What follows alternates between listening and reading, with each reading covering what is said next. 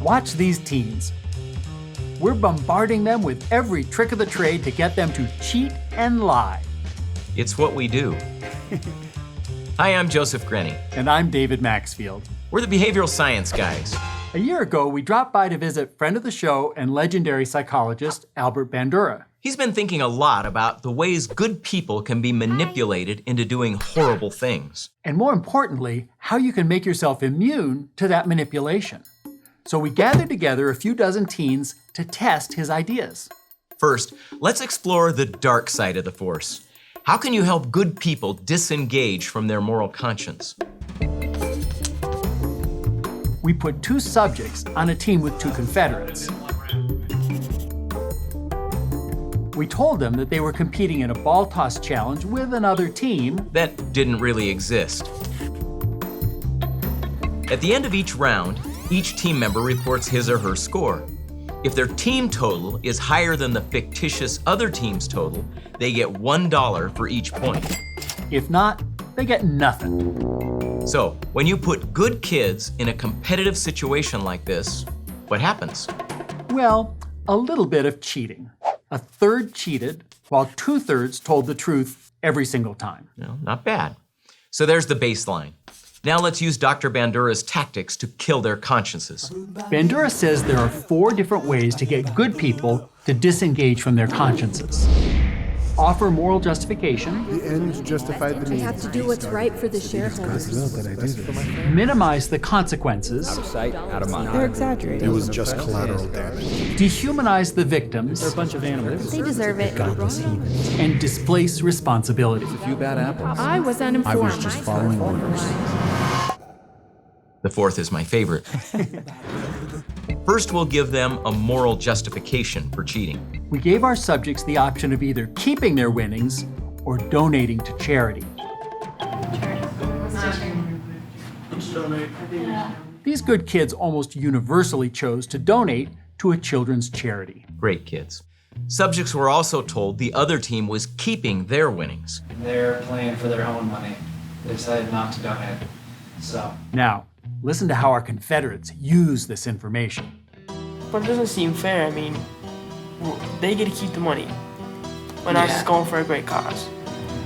I might just add my points up just a little bit because it's going to charity anyways. Next, we had the Confederates manipulate language to minimize the consequences. I got 9 down there. Sweeten up my score a little bit. I'm saying 13. I mean, no one's gonna catch us. Not like it's a big deal. It's just a game. Third, we dehumanized the other team. Each team had a name. We told them the other team called themselves... This is the Rats. So. The Rats. The Rats doesn't seem like a very good team name. I bet they're cheating. And finally, we absolved them of responsibility. If someone else is in charge, you don't have to consult your conscience, right? I'll make you guys a deal. You guys bump up your numbers. I'll put all the blame on me. So if he finds out, it's all my fault, okay? They're all my ideas. It's all me, okay? Bandura's work shows that these kinds of manipulations have allowed decent people to manipulate markets, put out unsafe products, perpetrate fraud, and even commit genocide. But did they work on our intrepid teens? Well, it turns out teens are human too. Who'd have thought? 12.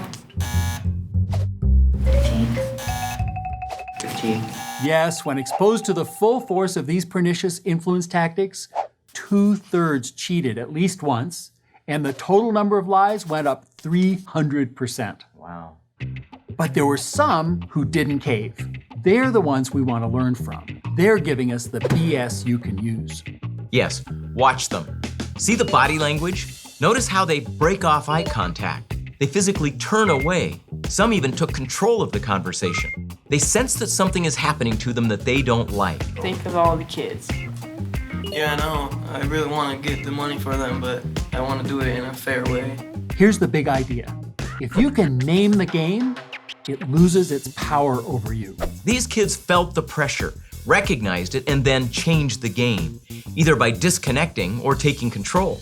I just tuned them out and thought about my score that I truly got. I bet they're cheating because they're getting money for themselves. 3. Every time we saw a subject either break eye contact and turn away, or go public about their discomfort, they stayed morally engaged. 6 again. 6. I only got 3. 3. 0. 0. I got 15.